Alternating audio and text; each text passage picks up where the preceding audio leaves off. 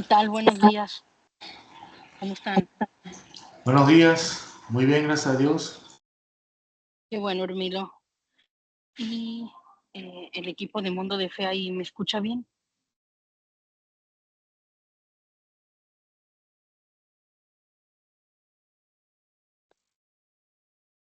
Sí. Ok. Bueno, ahí vi que ya están usando un Entonces se va a micrófono.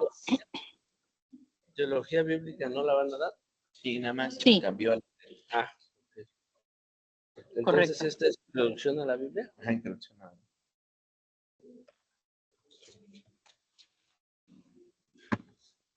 Hola, ¿cómo estás? Fabi.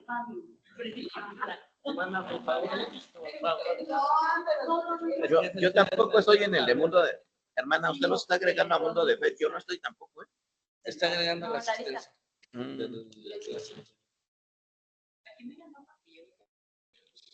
¿Alcanzaste asistencia? ¿Alcanzaste asistencia?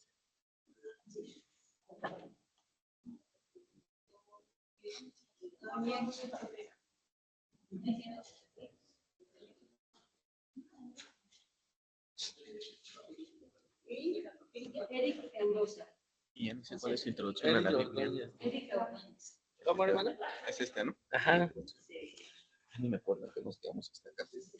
La siguiente.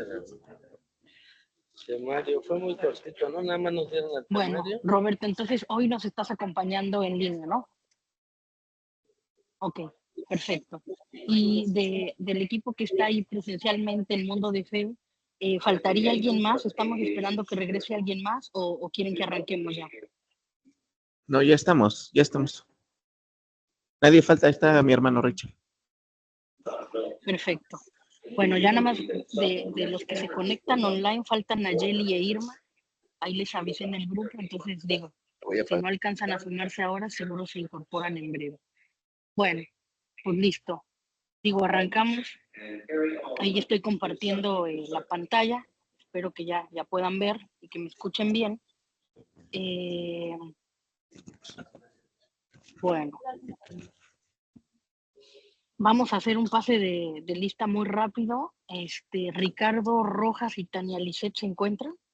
Sí, los dos. Perfecto. Saúl Roa y Gabriela Latapi se encuentran. Ok. Luego, Eric Eurosa y Guadalupe Jessica están. Perfecto. Bernardo y Viviana. No, ¿verdad? Ya vienen en camino. Ah, perfecto. Luego Ernesto Sosa. No Creo está. que no. Luego Roberto está en línea. Freddy estás, ¿verdad? Ahí te vi. Alejandro Filoteo se incorporó. No, tampoco. No, ok. Luego Jimena, ¿estás? Yo Luego aquí Luis, estoy. perfecto. Luis Enrique Hinojosa. Ahí está, perfecto, Sí, hermano. también. Por último, Irma Nayeli, que espero estén por sumarse, y Hermilo, que está aquí conectado. Entonces somos 17 y salvo los que faltaron, estamos los demás. Entonces digo, a manera de un breve recordatorio, el temario del curso se centra en cuatro temas principales, ¿no? El primero es el Antiguo Testamento, que es el que estamos abordando. El segundo es el Nuevo Testamento. El tercero, el canon de las Escrituras. Y el cuarto es la Biblia. Lo que corresponde al Antiguo Testamento, iniciamos, si bien recuerdan, la semana pasada, con esta primera de 5 clasificaciones que hay en el Antiguo Testamento, que es el Pentateuco. Entonces, en el Pentateuco, voy a decir un nombre, de acuerdo a la lista, Ricardo, te acordarás los 2 libros que vimos la sesión pasada, bueno, no estuviste, creo, pero los 2 primeros libros del Pentateuco, ¿te acuerdas cuáles son?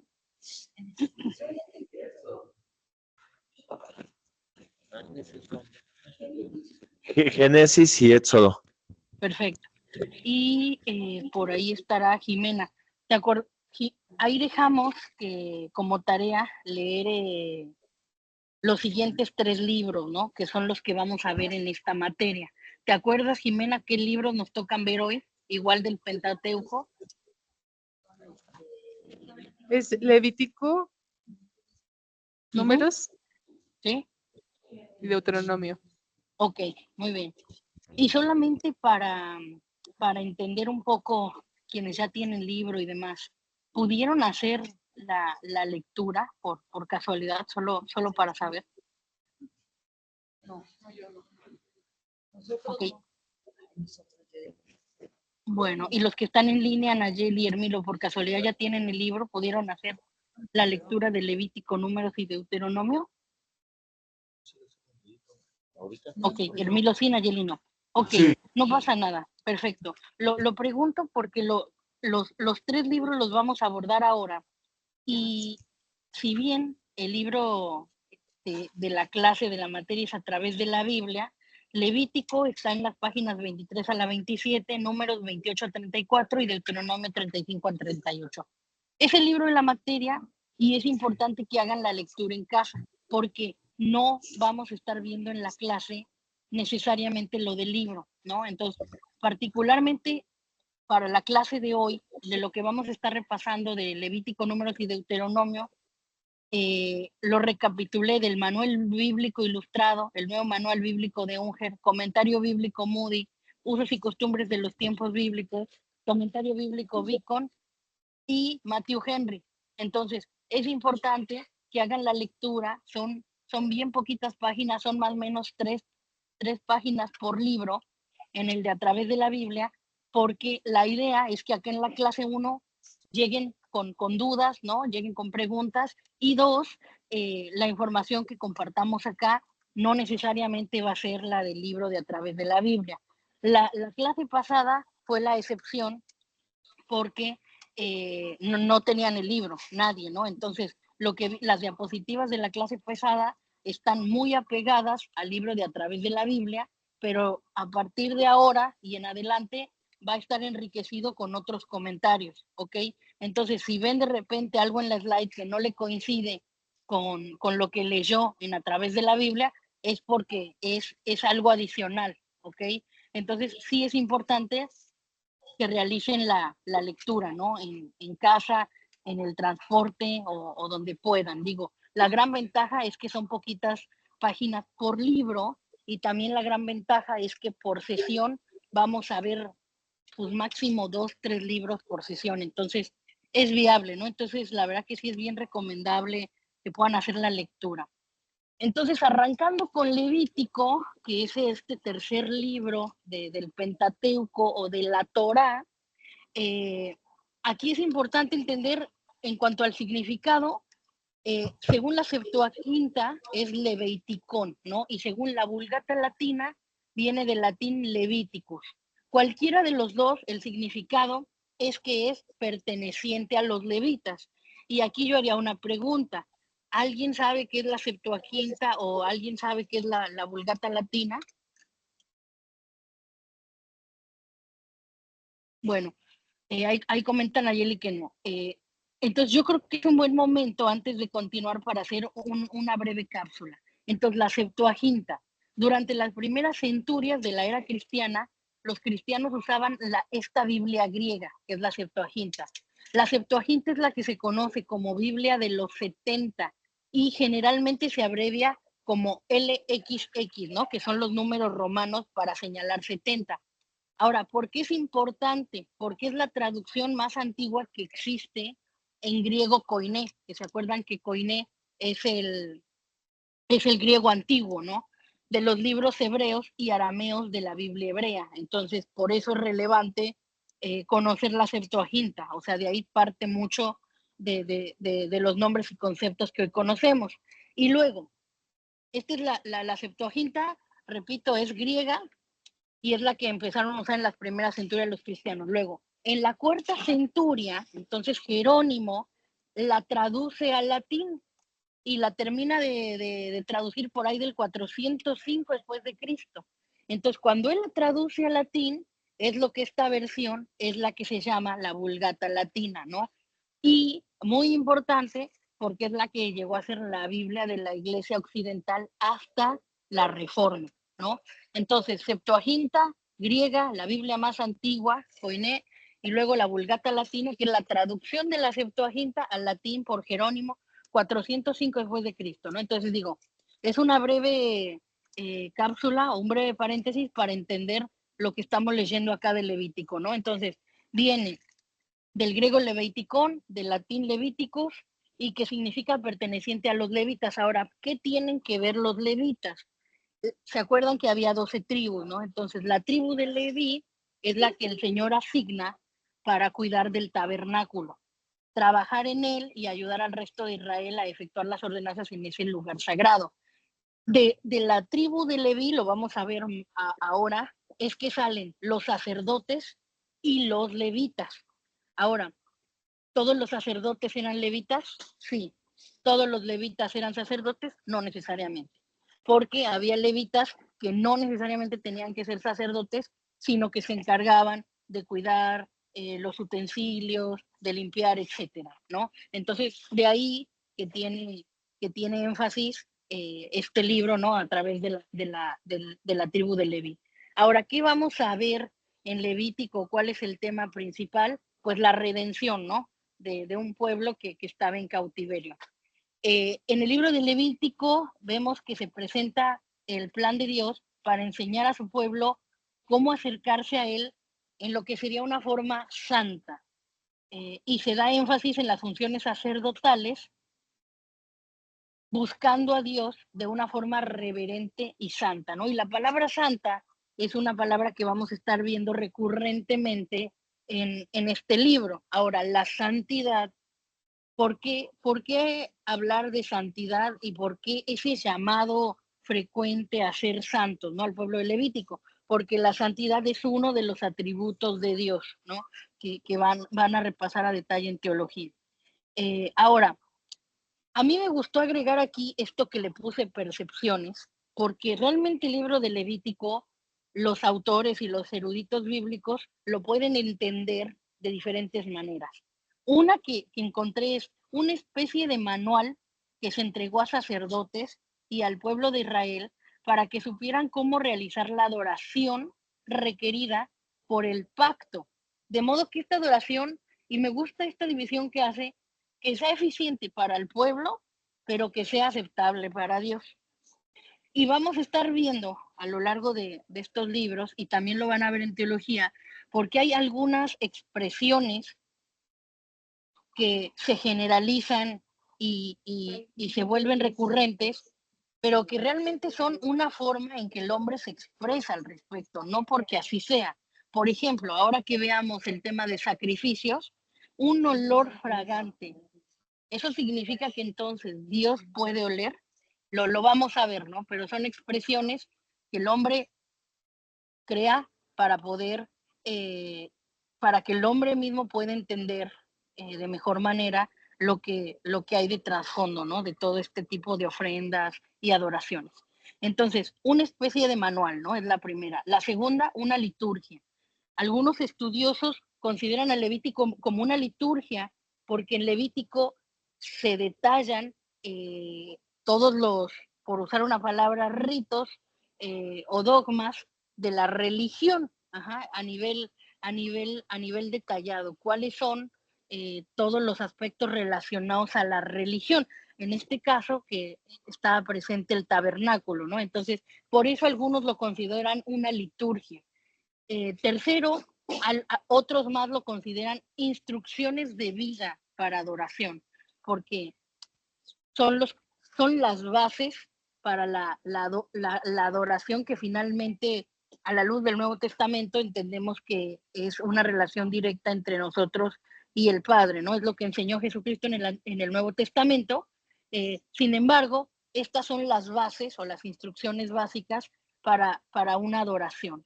Y por último, también otros más lo consideran los principios básicos de la religión en el Antiguo Testamento, ¿cierto? En el Antiguo Testamento, la figura de Dios es un Dios soberano. A la luz del Nuevo Testamento, de las enseñanzas de Jesucristo, entendemos que la naturaleza de Dios es ser Padre bueno, ¿no? Pero como estamos en la etapa del Antiguo Testamento, Por eso son los principios básicos de la religión, como se profesaba antes de Jesucristo, ¿no? Entonces, esas son las 4 percepciones que los principales estudiosos entienden el libro de Levíticos, ¿no? Repito, manual, liturgia, instrucciones de vida para adoración y principios básicos de la religión. El autor, así como de Génesis y Éxodo, es Moisés, y la época en que comprende el libro de Levítico es esta peregrinación de Israel en el Sinaí. Más o menos abarca el periodo de un año. En el idioma original hebreo, Levítico se conoce como Vayikra, y la traducción literal es, y él, refiriéndose a Dios, llamó. ¿Y por qué lo señalo? ¿Por qué lo incluí? Porque a lo largo del libro de Levítico vamos a estar viendo que Moisés utiliza en la mayoría de los capítulos es y Dios llamó. Alguien levantó la mano.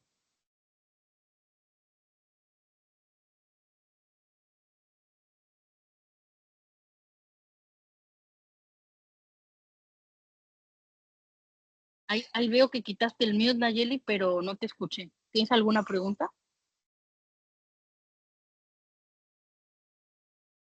No, no te escuchas. Pero si gustas, puedes escribir la pregunta en el chat.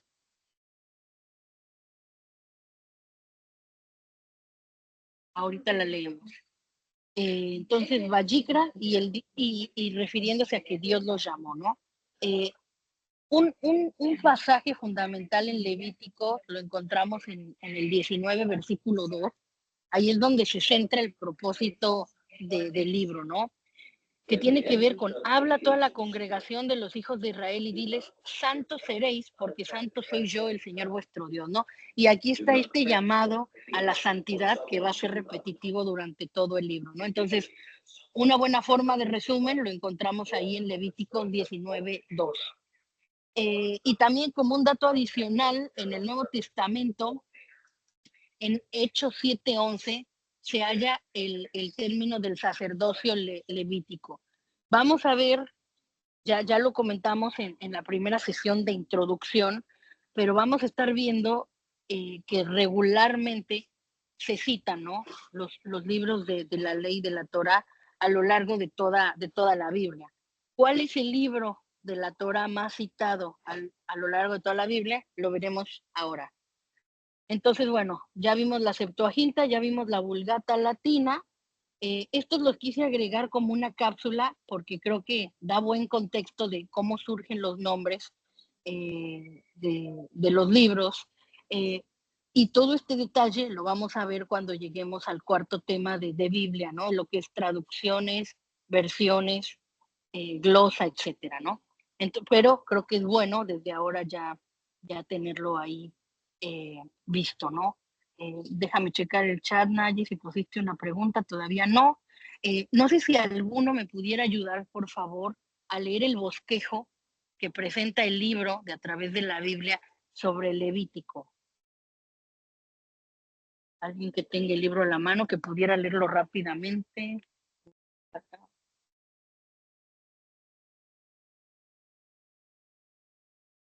Sí, Hermilo. Bueno, Levítico es uno de un libro de leyes, de modo que podemos clasificar su contenido teniendo en cuenta esto. Primero, del capítulo 1 al 7 nos habla de las leyes respecto a las ofrendas. Del capítulo 8 al 10, leyes respecto al sacerdocio. Del capítulo 11 al 22, leyes respecto a la purificación. Del capítulo 23 y 24, leyes respecto a las fiestas. Y del capítulo 25 al 27, leyes respecto al país. Perfecto. Estos son los cinco temas principales que sugiere el libro de A través de la Biblia. Repito, hay que leerlo en casa. La propuesta es buena. Lo que vamos a ver ahora, aquí a continuación, es un poquito diferente, ¿no? porque no está acomodado en la misma forma que lo resume el libro, pero al final es el mismo contenido, ¿no? Entonces digo, nada más quería señalar ahí la diferencia que van a encontrar, porque no vamos a seguir el bosquejo del libro. Entonces, en cuanto a los sacrificios, ¿no? Que es el primer gran tema que vemos en Levítico, encontramos de varios tipos. El holocausto, ¿no? El holocausto, que si ustedes recordarán las historias, ¿no? En la escuela dominical o si leyeron el libro, el holocausto es un animal que se consume completamente, ¿no? Ahí no hay no hay esta función de comerlo y compartirlo, ¿no? Es un holocausto. Luego está la ofrenda de granos, que igual como su nombre lo dice, tiene que ver con granos, y usualmente la ofrenda de granos tiende a acompañar holocaustos, tiende a acompañar la ofrenda de paz, inclusive la ofrenda por pecado, ¿no? Entonces, esta ofrenda de granos hay que entenderla como complementaria, ¿no? Luego tenemos la ofrenda de paz, que lo que busca en esta ofrenda es igualmente un animal. Este animal al final sí se comparte, y lo que es clave es que lo comparte tanto el que ofendió como el que está perdonando la ofensa. Entonces eso tiene que ver la ofrenda de paz. Luego la ofrenda por pecado. La ofrenda por pecado, dice este manual de usos y costumbres, no logra estar claro qué tan diferente es de la ofrenda expiatoria. ¿Por qué? Porque la ofrenda por pecado está pensada cuando transgredimos al otro. Ajá. Pero al final la ofrenda expiatoria contempla que transgredir al otro también, que la ofrenda expiatoria está enfocada en transgresiones a Dios, pero dentro de la ofrenda expiatoria también se considera que ofender a otros es ofender a Dios, ¿no? Entonces, ahí hay un poco de duda en los comentarios de propiamente si era tal cual una ofrenda por pecado. Al final, ofrenda por pecado u ofrenda expiatoria pueden ser muy, muy similares. Ahora, los pueblos antiguos, principalmente los cananeos, que son pueblos contemporáneos y paganos, también hacían sacrificios. Ahora, lo que me parece muy relevante es cómo se diferencian estos sacrificios que piden en Levítico versus los sacrificios que hacían los pueblos cananeos o pueblos antiguos. Lo primero, el monoteísmo. Estos sacrificios estaban enfocados en un solo Dios. Segundo, ética y moral. Estos sacrificios se hacían con base a los principios de moral y ética, ¿no? Tercero, ausencia de prácticas de brujería. Todo lo relacionado a hechicería, magia, cultos oscuros y demás, nada de eso se ve en los sacrificios que se señalan en Levítico, a diferencia de los sacrificios que hacían los otros pueblos. Y por último, la cuarta característica es el elevado tono de sacrificio que esto tenía. ¿Por qué? Porque en los otros pueblos se perdía de vista el propósito de sacrificio y se dejaban llevar por frenesí, ¿no?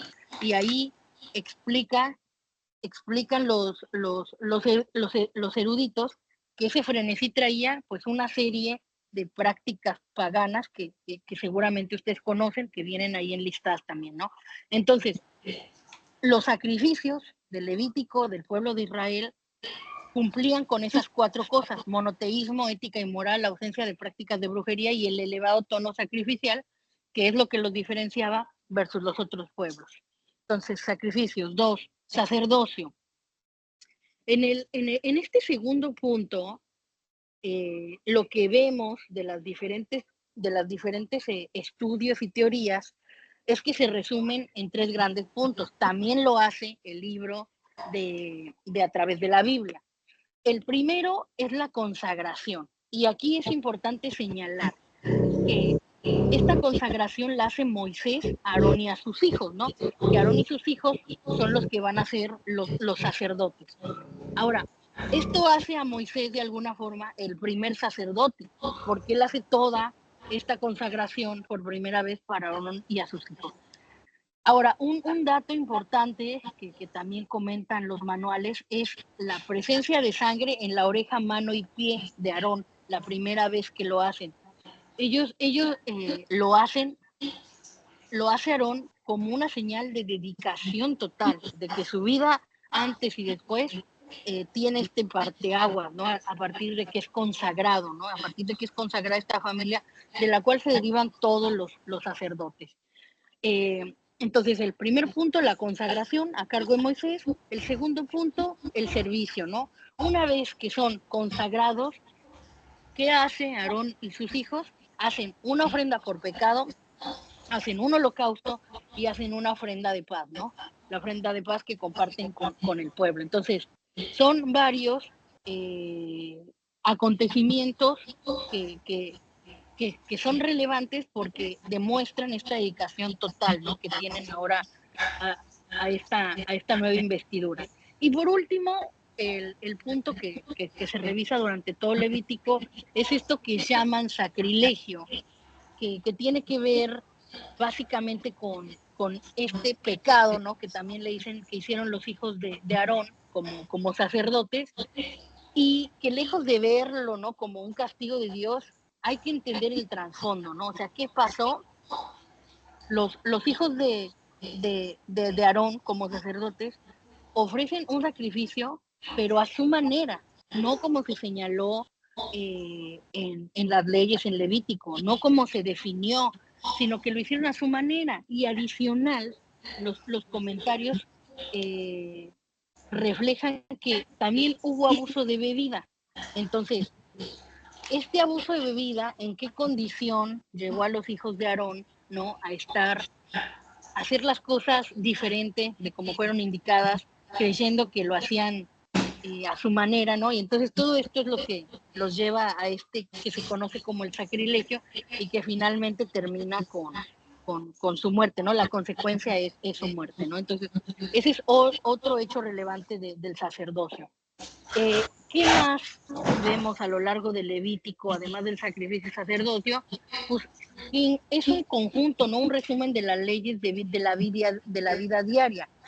Y estas leyes también hacen la separación de lo que es pureza e impureza. Ahora, el nivel de detalle es tan amplio porque abarca lo que son leyes para la dieta, qué comer, qué animales no se recomienda comer. Y lo que es bien interesante es que, si bien esta es la base de lo que hoy los judíos no desarrollaron como el kosher, que es la forma en que se preparan los alimentos kosher, amparados por todo esto que viene en Levítico, a la luz de la ciencia y de la medicina, muchas de las recomendaciones que ahí se hacían tienen que ver con lo que hoy sabemos que no hace bien. Digo, la siguiente diapositiva trae un resumen de todo Levítico, y acá donde dice pureza ritual, aquí viene los animales impuros, ¿no?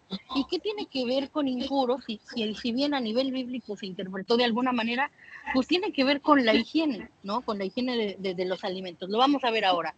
Pero ese es el nivel de detalle de las leyes que vemos en Levítico, ¿no? Entonces, la dieta, luego la purificación después del parto, ¿no? Estas medidas de limpieza que obviamente antes no existían y que a la luz de vivir, ¿no? Con una comunidad tan grande, nómada, en condiciones pues precarias en el desierto, eran necesarias, ¿no?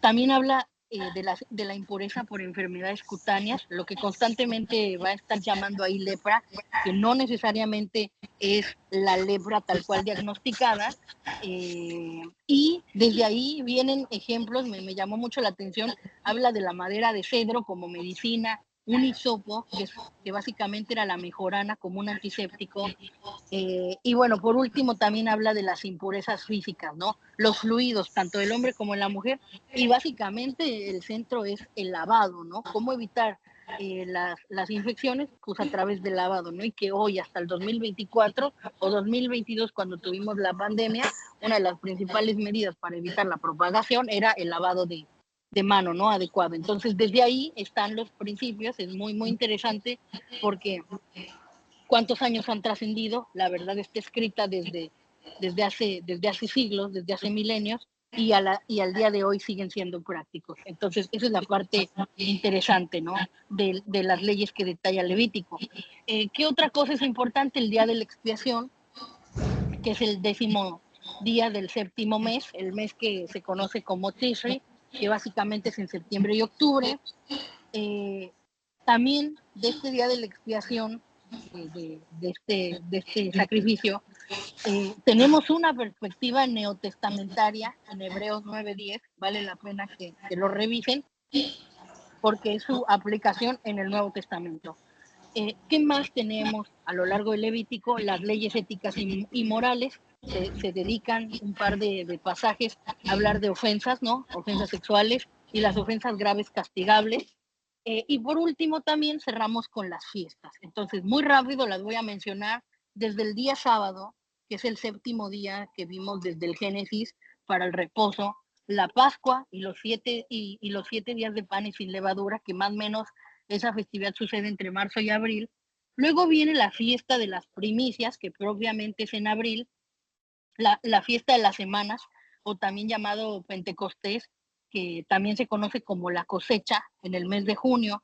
Luego viene la fiesta de las trompetas en septiembre y octubre, el día de la expiación, que ya comentamos, el 10º día del séptimo mes, la fiesta de tabernáculos, y adicionalmente también hay que comentar el año sabático, el año jubileo, inclusive el Purim y la fiesta de dedicación, ¿no? Entonces todo esto, gran parte viene en el libro a través de la Biblia, pero mucho de esto también viene en esta serie de comentarios e investigaciones, ¿no? Entonces, el Purim, ¿se acuerdan? Tiene que ver cuando Esther, ¿no? Y Mardoqueo, cuando fueron, que lo celebraban. Desde ahí también se menciona esta festividad, ¿no? Entonces son varias, vale la pena leerlas y comprenderlas. El año de jubileo, por ejemplo, es un periodo en el que se perdonan las deudas y es una forma de autorregulación, si quieren, de la economía, que busca que no haya pobreza, ¿no? Entonces, muy, muy interesante los principios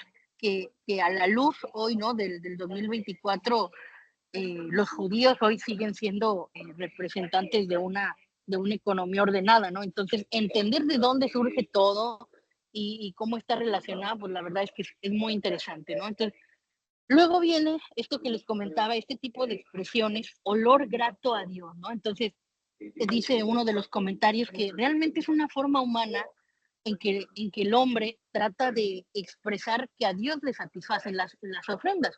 Realmente el pueblo de Israel sabe perfectamente que Dios no necesitaba que ellos lo alimentaran con un holocausto o con una ofrenda, porque Él mismo los alimentó a ellos con el maná. Otro dato interesante, ofrenda ricos versus pobres.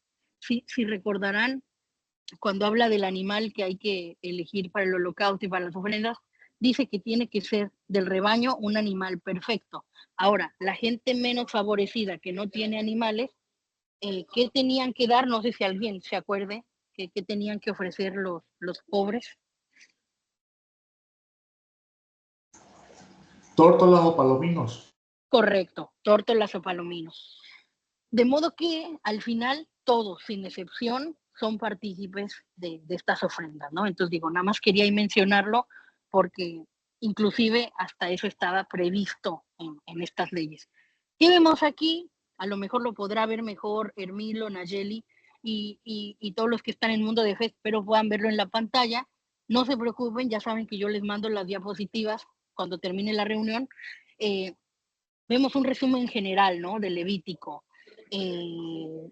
Lo vemos. ¿Cómo inicia Levítico? Cuando el Señor llama a Moisés que desde la tienda y Moisés no puede entrar.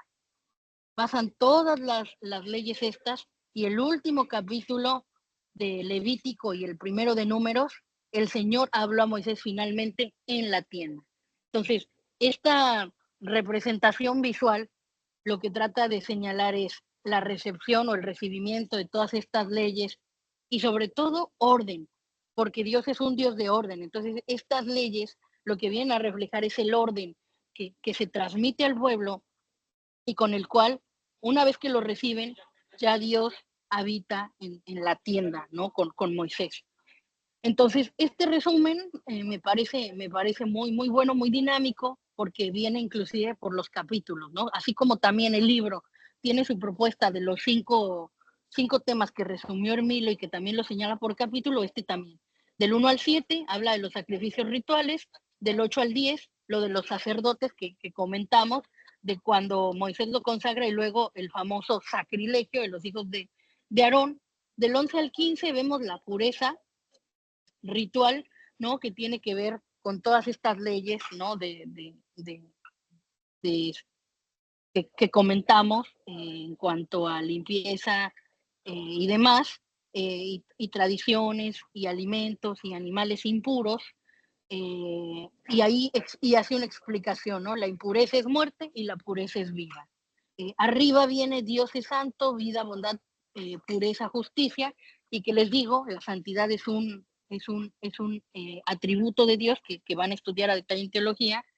Del 16 al 17 detalla el día de la expiación, una vez al año que hacían. Aquí sí es importante mencionar, seleccionaban a 2 machos cabríos. El primero es el que moría y el segundo lo dejaban escapar, ¿no? Al desierto. ¿Y qué representa este escape o esta libertad del segundo macho cabrío? Pues tiene que ver con perdonar las ofensas, ¿no? Luego del 23 al 25 resume las fiestas que comentamos, las fiestas anuales que ya comentamos, Pascua, panes sin levadura, primicia, etcétera. Del 26 al 27, el llamado a la fidelidad, este mensaje de obediencia. Del 21 al 22, los requisitos para los sacerdotes. Ahora, la figura del sacerdote, ¿por qué fue tan importante? Porque los sacerdotes representan al pueblo delante de Dios y representan a Dios delante del pueblo, ¿no? Entonces, de ahí que la figura del sacerdote es muy, muy importante aquí en Levítico. Y del 18 al 20 vemos lo relacionado a moral, a pureza moral, que tiene que ver básicamente con 3 principios: cuidar al pobre, integridad sexual y justicia social, ¿no? Que como les comentaba, todo esto se detalla en todas las leyes de Levítico, ¿no?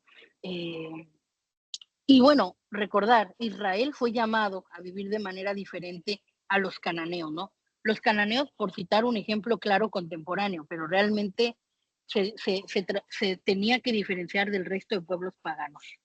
Entonces digo, hasta aquí vimos Levítico, ¿no? Repito, extenso por el nivel de detalle de las leyes. Lean por favor lo correspondiente al libro a través de la Biblia, y más lo que les pueda sumar aquí en las diapositivas, ¿no? De comentarios y estudios.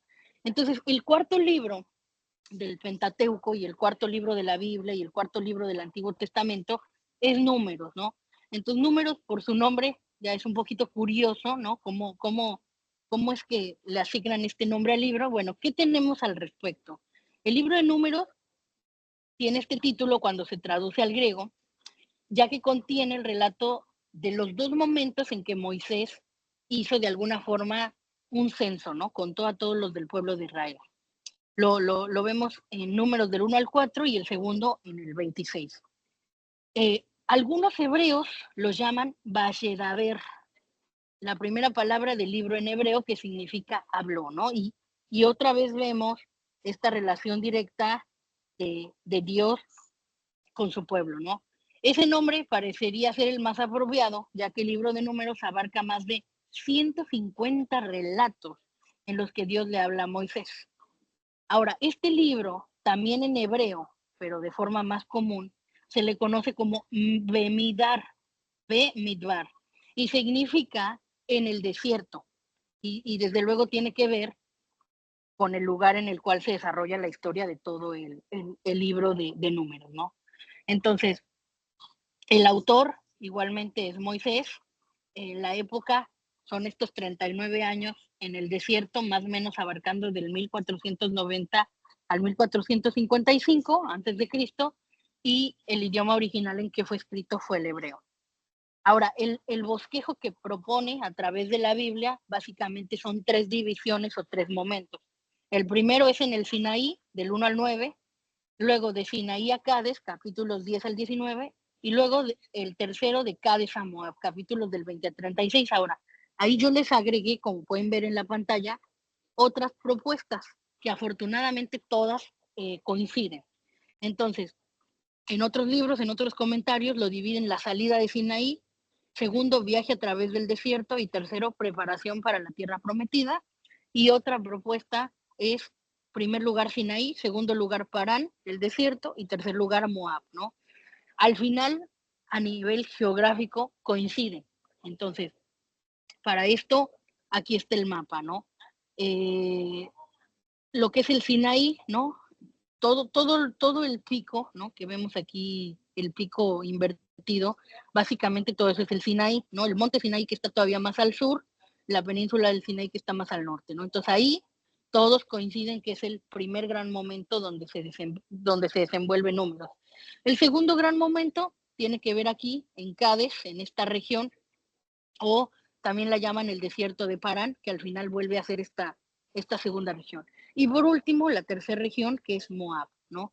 Entonces digo, aún con todo y las diferencias que hay de erudito a erudito, de estudioso a estudioso, coinciden geográficamente, ¿no? O abarcan el mismo espacio. Ahora, ¿cuáles son los temas, ¿no? Que aquí enumero, que naturalmente son muchos más de los que vienen en el bosquejo, un poco cómo está dividido por los capítulos y versículos, ¿no? Entonces, el primer gran censo que hubo, ¿no? Esta contabilización de personas que hace Moisés en primer lugar, esta inclusión de nuevas leyes que se hacen los capítulos del 5 al 8. Luego, número 9 habla de la primera Pascua, ¿no? La detalla. A partir de números 10 es que se habla de la partida de Sinaí.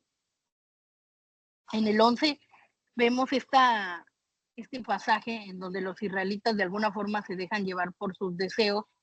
En el 12, sostener o rechazar al profeta, ya en esta búsqueda de la tierra prometida, ¿no? Ahora, ¿cuál es lo principal del libro de Números? Es que esta búsqueda o este camino hacia la tierra prometida se ve entorpecida cuando después de mandar a los espías regresan y en Números 16 es que vemos esta rebelión, ¿no? ¿Y qué pasa o cuál es el resultado de la rebelión? O sea, el mismo pueblo ya no quiso entrar a la tierra prometida, tuvo miedo, no solo tuvo miedo, sino que se rebeló, y entonces la consecuencia que ellos se causan es estos 38 años, ¿no? De frustración, y que tienen que volver al desierto, ¿no? Vemos también este acontecimiento de la serpiente de bronce, también vemos la historia de Balán y la maldición que hacen sobre Israel, y finalmente también el levantamiento de Josué, ¿no? Como sucesor de Moisés.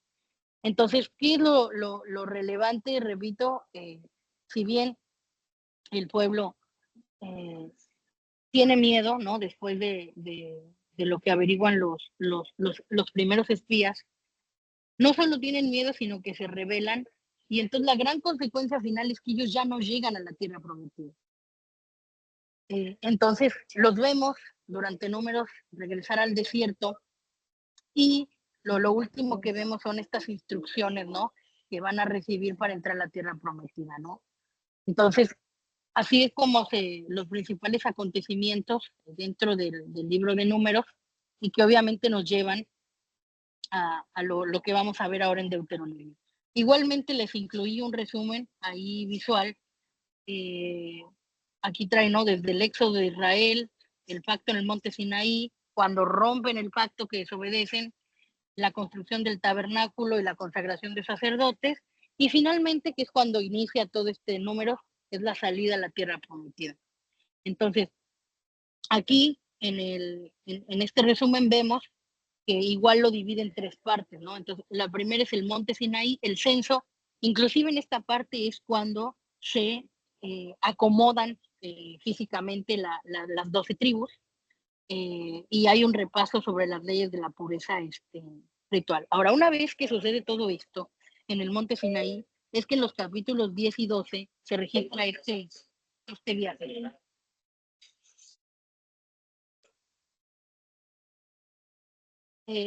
Ahora, ¿qué encontramos en este viaje, ¿no? Es cuando el pueblo se queja, ¿no? Lo cual los va a llevar al siguiente gran cuadrado, que es el que está aquí en el centro, que son los capítulos 13 al 19, el desierto de Parán, ¿no? Y aquí vemos pues parte de la rebelión, ¿no? Cuando estaban insistiendo de volver a Egipto, la parte esta de que los espías exploran la tierra prometida, Caleb y Josué, ya no quieren, tienen miedo, se rebelan, ¿no? La famosa rebelión de Coré. Y bueno, finalmente esta supuesta maldición que tiene que ver pues, con lo grandes que fueron sus acciones en cuanto a desobediencia. Luego del 20 al 21 viene el siguiente viaje, viene lo de las serpientes, ¿no? La serpiente de bronce, que al final quienes la miran viven, ¿no? Después de presentarse esta invasión de serpientes venenosas que los estaban matando.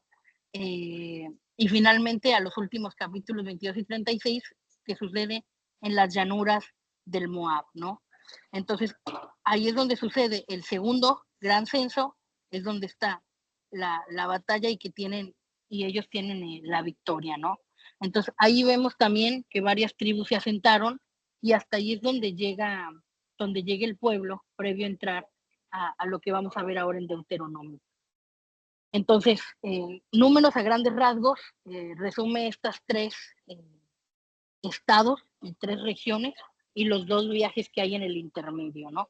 Y como un pueblo que pese que había tenido la promesa de Dios, se olvida de ellos, y es parte de lo que vamos a estar viendo en Deuteronomio, el constante recordatorio de que no tienen que olvidarlo. Su duda finalmente les causa este retroceso y finalmente la no entrada a la tierra prometida. Entonces, números es este espacio, si quieren, gris, por así llamarlo, de oscuridad. Y bueno, llegamos al 5º libro del Pentateuco de la Torá, que es Deuteronomio. Deuteronomio tal cual, del griego deuteronomión, que significa segunda ley, y en la versión griega de los 70, ¿cuál es esa versión griega de los 70? La Septuaginta, que aprendimos hace rato. Ahí el libro se titula como Deuteronomo, que se contrapone a la primera ley, y que tiene que ver con la que Moisés recibió en el monte Sinaí. Entonces, no es que haya una segunda ley. Deuteronomio se llama así porque es el segundo recordatorio de la ley. Es el segundo recordatorio de que tienen que obedecerla para que puedan tener bendición, porque ya pasó durante todo Números que la desobediencia les trajo consecuencias. Ahora, ¿cuál es el significado de Deuteronomio o en qué se centra? Deuteronomio contiene las palabras finales de Moisés a los hijos de Israel antes de que entraran en la tierra de Canaán. Moisés inclusive ya no entra, entran con Josué. El título del libro significa segunda ley o, mejor dicho, repetición de la ley, ¿no? Ya que en estos discursos finales Moisés les repitió a los israelitas muchas de las leyes y mandamientos que formaban parte de su convenio con el Señor. Los exhortó a los israelitas a recordar y guardar su convenio al recordarles las consecuencias que ellos mismos tuvieron cuando desobedecieron las leyes y también las bendiciones cuando las obedecieron. El autor, igualmente que los otros 4 capítulos, que los otros 4 libros, disculpen, es Moisés. Y durante el libro de Deuteronomio se le mira a Moisés cumplir su función divinamente señalada como el gran legislador de Israel. Moisés también fue el prototipo del Mesías, Jesucristo. El último capítulo de Deuteronomio relata la muerte de Moisés y de hecho se le atribuye su escritura a Josué. Y vemos a la luz del estudio que muy probablemente Moisés no murió, ¿no? ¿Por qué? Porque en la Biblia, a lo largo de otros pasajes en las Escrituras, se aclara que más bien fue trasladado, ¿no? Más que muerte, fue trasladado.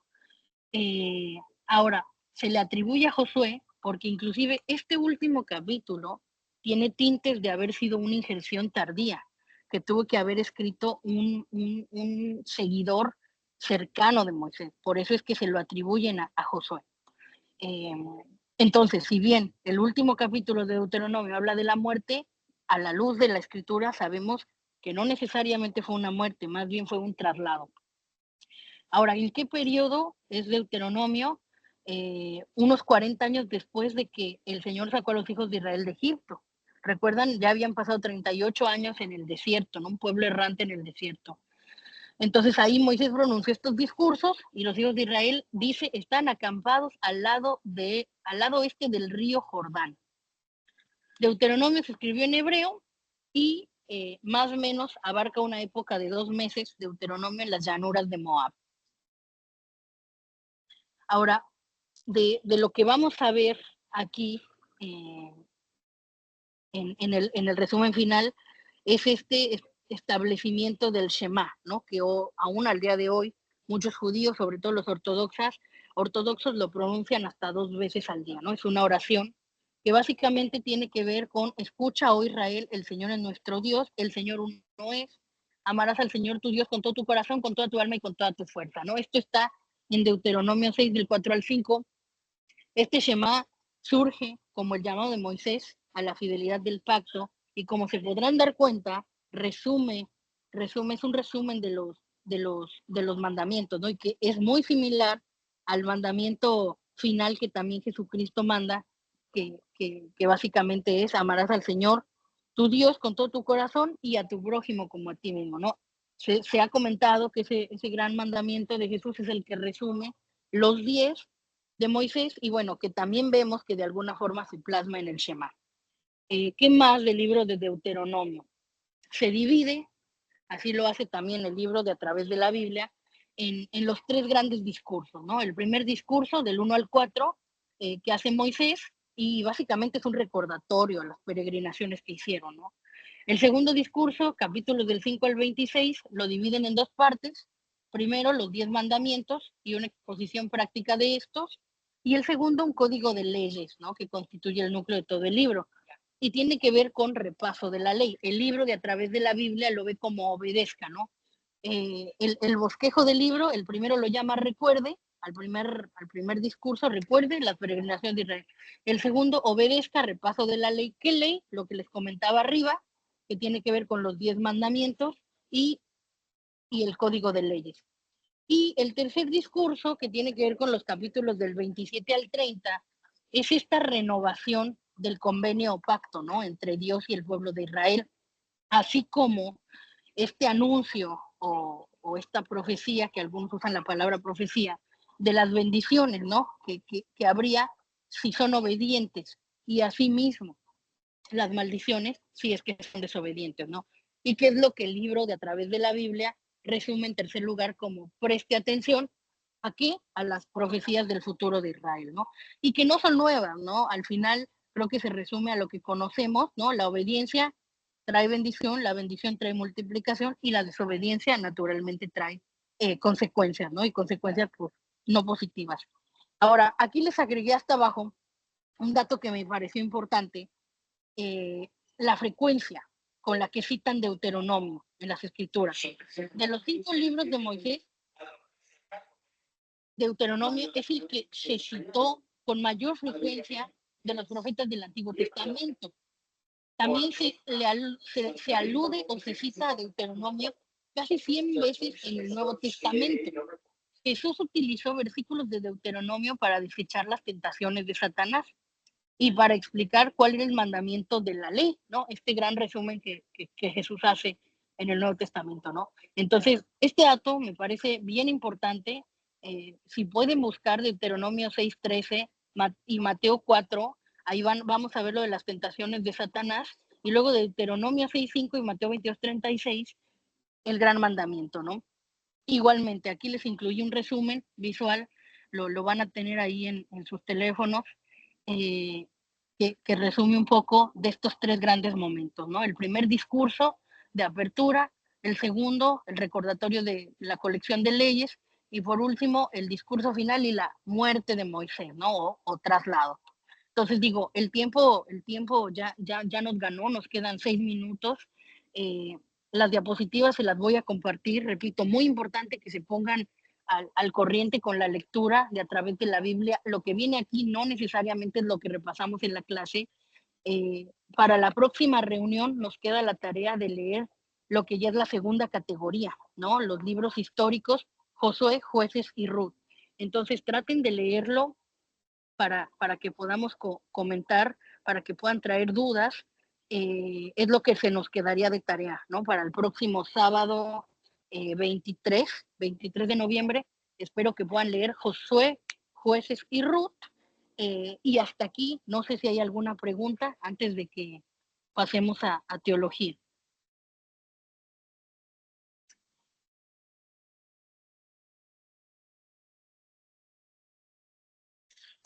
Quedó muy claro, muy práctico y muy organizado. ¿Sí? Sí, ahí el mundo de fe tiene una duda.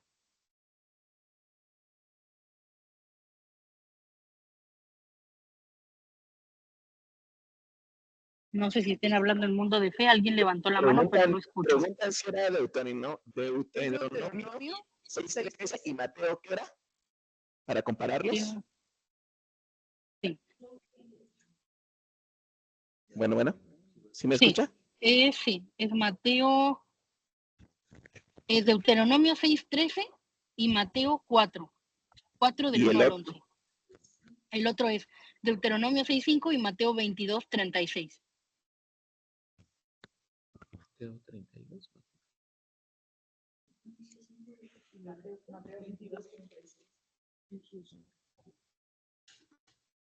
Gracias. De nada. Mateo Igualmente 6:13. les comparto las diapositivas en breve por el WhatsApp y ahí está todo anotado.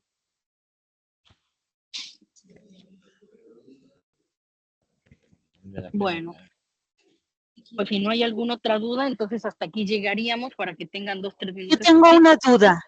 Sí, Yo Jessica. tengo una duda.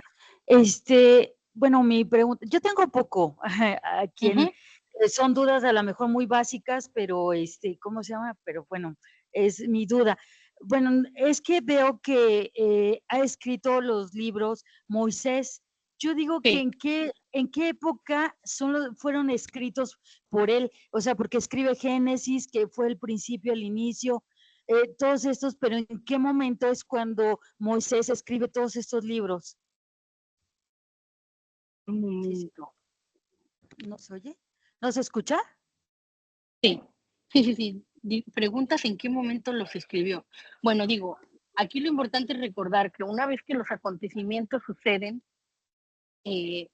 los registros se van haciendo de alguna forma, por usar una palabra, a mano, ¿no? Había escribas y de alguna forma tenían que ir guardando el registro. Entonces, ¿en qué momento?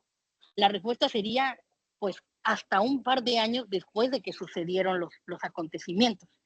Entonces, cuando hay registro de los acontecimientos, lo que hemos visto a lo largo de las investigaciones es que se pueden tardar hasta un par de años, unos 5 años, después de que suceden los acontecimientos. Hay registros breves, ¿no? Sencillos, que se van haciendo al momento en que suceden los hechos históricos, pero el registro tal cual puede tomar más años. De hecho, cronológicamente fue escrito primero Job que el Pentateuco, ¿no? Entonces, ¿en qué momento? La verdad es que hay registro de que los acontecimientos se registran en el momento, ¿no? Pero de alguna forma, pues breve. Después de eso viene lo que es como un proceso de revisión. Ese es el más detallado. Y ese es el que muy probablemente ya se le reconoce a Moisés. Ahora, esto va muy ligado en cuanto a la fecha de cada acontecimiento. Como hemos visto, estos 5 primeros libros tomaron lugar en diferentes años. Entonces, puntualmente, ¿en qué momento? Habría que responder el de cada uno. Si lo podemos responder para la próxima clase, ahí lo preparo. Pero yo lo que quiero que se quede claro es, en el momento hay un registro parcial y después de eso hay un momento de revisión que puede tomar hasta 5 años y es cuando ya formalmente se hace el registro, ¿no?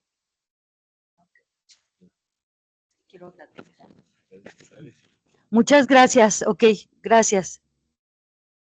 Bueno, pues son las 12, los dejo para que puedan entrar a teología. Lean, por favor, Josué, Jueces, Ruth de tarea y nos escuchamos la próxima semana. Gracias. Está bien fuerte esa de sacrilegio.